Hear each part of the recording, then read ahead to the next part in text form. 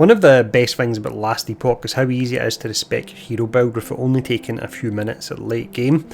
For this reason, many people will run a fast leveling build for levels 1 to 80 before switching to their main build. For today's video, we'll show off one of the quickest and easiest ways to level the Runemaster mastery from level 1 to 80. The specific leveling build we'll be running, it's an Ignite Frostclaw setup, and it's one of the fastest leveling builds that I've actually ran. Now before we do go in and we start breaking it all down, there are two videos that will help you out and be relevant here as well.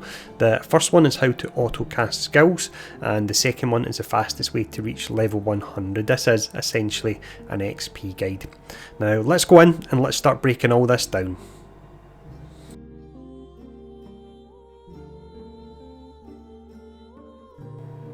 We start off here then with a general progression infographic, and where possible in these videos I will look to use infographics. It means at a later date, if you want to refer back to any information, you can just take a screenshot of this and you've got it all available for you there. But to break down the progression of this Runemaster setup, so what you'll be doing is initially you will use Lightning Blast at level 1. Level 2 you'll then switch to Fireball, that will be our main spender. We'll add Snap Freeze to our bar at level 3, this is a nice crowd control ability. At level 4 we'll then spec into Fireball. At level 7 we'll add Flame Ward to your bar, and you want to auto cast that as well, it gives you a nice amount of ward. At level 8 we will spec into Flame Ward as well. Level 9 we get Teleport, great for moving around the levels, so we add that to our bar. At level 12 we'll remove Fireball and then we'll spec into Frostclaw instead. At level 20 we would spec into Runic Invocation. We would then place Flame Rush on a bar when we have 5 points in Runemaster, and you'll take off Teleport. Flame Rush is the better skill because we'll be doing damage with that as well. At level 35 we'll start to spec into Flame Rush, and then finishing up at level 50 you would have your 5th skill slot. Now this is actually flexible, so I'll leave it down to you which skill you want to use. If you want you can go into the Spellblade tree and you can get Enchant Weapon, or you could go for Frostwall instead, but I will leave it down to you. In regards to all the skills we've talked about that we will spec into, later on in the video I'll show you exactly how you would allocate your points with them.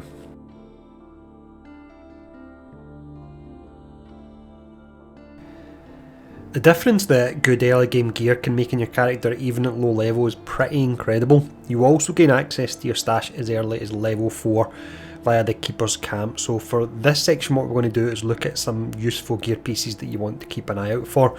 Now if this is your first character, then of course you won't have most of these gear pieces, but you simply keep an eye out for them dropping as you level. If you've leveled some alt characters before, then you want to go in and you want to double check your stash for some of these items we're about to show off.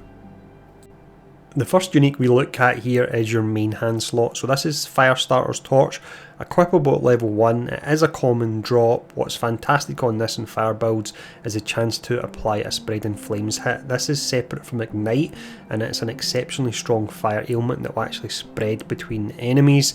With this as well you can see that you do more fire damage to enemies affected by it. Normally in these guide videos I wouldn't say anything is mandatory, but this is as next to mandatory as you can actually get for running this build, because it just makes it so much smoother, and I would say hold off until you actually get this before you start running this particular setup. The next unique we have here is the Calamity Helmet, and I'll just mention that remaining uniques that we look at here, they are helpful for the build but are not mandatory in the same way that the Firestarter's Torch would be. But it's the Calamity Helmet. This one will give you increased fire damage, it gives you increased chance to ignite on hit, and also increased fire cast speed. Moving on to the body armour here, we have the Kestrel, which is a great early game leveling unique. It's equipable at level 1, and what this offers is movement speed. If you can get round the levels quicker, then you'll be able to finish the story quicker, and that will give you more XP quicker as well. Another great unique for this slot would be the Prism Wraps. These are equipable at level 5. With these you'll do increased elemental damage, and also you will leech a percentage of the elemental damage you do as well. The next unique we have here is one that can be very useful early on, and it is a guaranteed drop from the Ezra's Ledger quest. This is the Avarice, equipable at level 6, and this will give you a percentage of elemental damage leached as health. You won't be using this for too long, but early on it can help out. The next item we have here is the Arboreal Circuit, equipable at level 1. These can give you up to 18% movement speed, so if you've got 2 of these max rolls, that means once you get to the Keeper's Camp and you've got them equipped, your character's moving 36% faster, which is just amazing. We have a set item here for the next slot. This is the Invoker's Scorching Grasp. With this one, it's increased fire damage, chance to ignite on hit, and increased fire damage over time as well. The next item we have here may look a bit odd because it is really designed for lightning setups, but it works with this one as well whilst you're leveling. So you have a chance to apply shock on hit. You'll be able to get multiple stacks of that no problem, and you can see there's up to a 10% chance to gain a pretty decent 75 ward when you hit a shocked enemy, and you'll be hitting enemies exceptionally quick, so this can actually be really great for survivability. The next unique we have here, technically this is more of a Necromancer unique, but it actually works really nice on any fire setups looking to add Ignite. There's multiple sources of it adding Ignite with this, and you can also deal increased fire damage if you killed an enemy recently as well. Finishing up the gear here, we have some useful idols to keep an eye out for. Your Stout idol can actually drop with a chance to ignite on hit and also increased fire damage. The next idol here is the large idol. This can give you fire penetration with ignite, and that will really up your damage as well as increased fire damage. We then have the huge idol. This offers a chance to ignite on hit and increase fire damage again.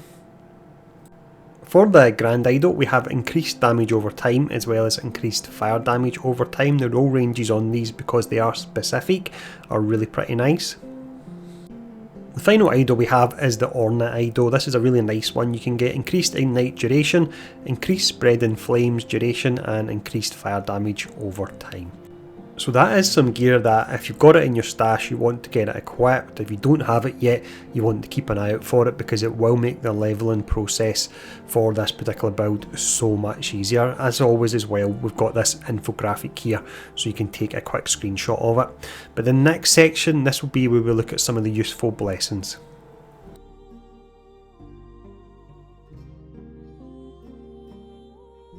For the blessings here, we have a quick overview of some useful ones that will help out for on this build.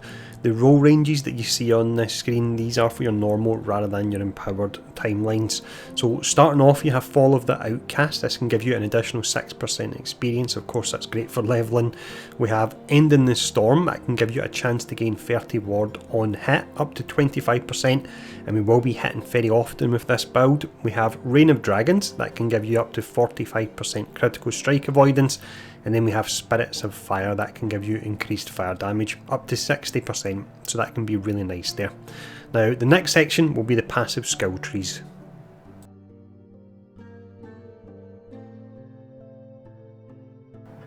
For this section here then, we'll break down the passive point allocation. I'm using the awesome last Epoch tools for this. You can see down the bottom I've actually recorded the progress, so this allows you to see exactly where I've spent the points and what order I've spent them in. So for that reason, in this video I'm not going to cover the order, I'm just going to quickly run over the nodes, and you can go into last Epoch tools to see the exact order. But starting off, 8 points into Elementalist, that's increased fire damage. We have 7 points in Arcanist, that's increased intelligence, that gives us ward retention as well, which is really nice. And then we have Mage Flurry, which is increased cast speed for us. For the Sorcerer tree, I would place 5 points into Arcade Momentum. That will give us an additional 25% cast speed. So the higher cast speed you've got, the more dots you will be applying, because you are applying them quicker. The bulk of our points then will of course go into the Runemaster tree. We have 1 point into Unsealed Mana to allow us to get further along this tree. We've got Arcane Focus, the full 8 points for intelligence and ward gain on direct spell cast. We have 8 points into Transcendence, that gives us health. If you have over 60 intelligence, it gives you 36 ward per second as well. We have Mental Catalyst, so with this one, when you're using a catalyst, it's increased intelligence, and the bonus damage from crits with a catalyst is reduced by a pretty decent 48%. We have 3 points going into Inscribed Instruments. This one is giving us ward retention with a scepter, and we should be using a scepter. We have Edict of the Scion. So Frostclaw is an area skill, and you can see here your ward per rune on an area skill use is 24. So if you have 3 runes, multiply that by 3, and you'll be getting that every time you cast Frostclaw. Amazing for survivability. Looking at Sphere of Protection, it gives us health and less damage taken from ignited enemies, and most of our enemies should be ignited with this setup. We have 10 points into Circle of Elements. It increases ignite chance with fire skills by 100%, and then we have 6 points into Freezing Point. That increases our damage over time by 42%. We have 1 point into Never Late because that allows us to put some points into Rune of Dilation. With this, after we use our traversal skill, which would be Flame Rush, for 5 seconds we'll gain an additional 10% movement and cast speed. And then finishing up the passive tree here, we have Brand of Deception. So this one gives us Elemental Penetration with damage over time, and that of course will apply to the Ignite dot that we are putting on enemies. Now let's have a look at the skill trees.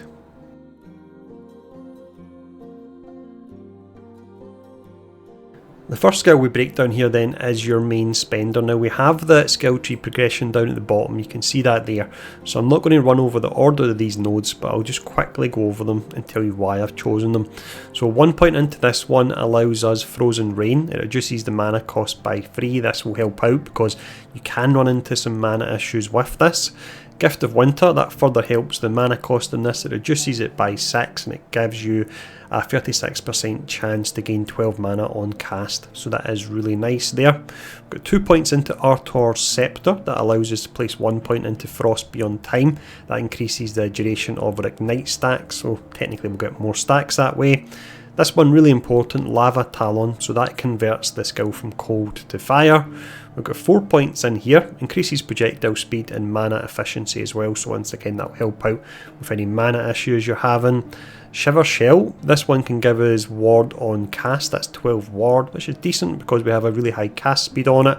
And then we've got a few points down here. You've got Bright Frost, you've got Hand of Morditas, this one gives us extra projectiles, and then the final one is Volley of Glass. So this makes it so all your projectiles can hit the same target. Prior to using this, let's say you see 6 projectiles on screen and you hit one enemy with them, that will only account as 1 hit for applying dots. With this, each of the hits will apply your dots, and this is what allows you to get the really high stacks and as a result do amazing damage with this. The next skill we have here is Flame Ward, and we'll have this set up to auto cast. Now we also have this set up so that we've got 2 points in here and 1 point into Frost Ward. We want to convert it to a cold skill, and once we get to the next skill in a moment you'll see why exactly we're doing that. The rest of this setup is a pretty bog standard one. You would want to put your points into this section of the tree. You can see there's a fair amount of nodes here that will increase the amount of ward you get when you actually cast this skill. So nice simple setup. Let's look at the next skill.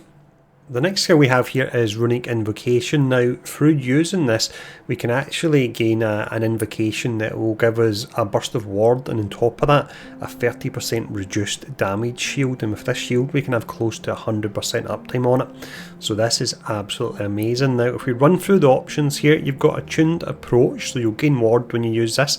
This offsets the cost of casting the shield. It will be cast as a result of the invocation. If we move down here, we've got some points going into this node because it allows us Immutable Order. So the way this actually works, if I quickly go out with this here, we've converted Flame Ward to Ice. We have Flame Rush here, so that's fire, and then we have Glacier in here, but we're not using it, but it gives us ice as well. So we have ice, fire, ice, and what that does is, if we look at this one here once again, you can see that the way your invocations are cast, it's based on your bar. So I can actually spam Frostclaw, which is a fire skill. If I spam that 3 times, it will actually give me the ice, fire, ice invocation. That's the one that gives you the shield with the burst of ward and the 30% reduced damage. So it's really nice and easy to cast it, and that's why we're running this particular setup. We've got some additional points here in Adept Rune Scribing, so it's increased cooldown speed for this. This helps us get the 100% uptime on that amazing shield. And then we've got Transcriber of Power, so after we use this particular skill we'll gain some spell damage and we gain some cast speed as well. The final specialised skill we have here is Flame Rush. This is our movement ability. With this you can put a point into Epilogue, and what that means is when you use this ability it's essentially the same as using Runic Invocation, so that means you can get your 100% uptime on that shield we talked about a moment ago. However, you may run into mana issues, so that's why I'm not putting a point in it at the moment. It's down to you to test this and see how it actually feels for you personally. Other points that we would put in this tree anyway is lunar protection, so it gives us ward per second when we're holding down and channeling that ability. We've got runic eclipse, so we take less damage while we're actually moving, and then you've got celestial guidance, so for a short period after using it you'll get the buff we looked at just a second ago. We've got blazing flux, so it makes the skill more mana efficient and reduces the cooldown speed on it, and then this one here increases the speed and the range of it as well. Now for the 5th skill here, you can see that I don't actually have anything allocated. I'm going to leave this down to you what you want to use, but as a suggestion you could drop Frostwall in here potentially. You can also convert that to fire for some extra ignites, or if you want you could go for enchant weapon on this. This is within the Spellblade tree. You'll need to spend 15 points, but there's some nice bonuses to ignite within that particular tree, but it's down to you which one you actually want to go for. So that is one of the quickest and easiest ways you can level your Runemaster in Last Epoch. There are other leveling guides on the channel as well, and I actually intend to in time cover all 15 mastery classes. If there is a specific mastery class I haven't covered yet and you would like to see me do next, then please do let me know in the comments below. But as always, I hope this has been helpful. Thanks for tuning in, stay safe, and I'll see you all again soon.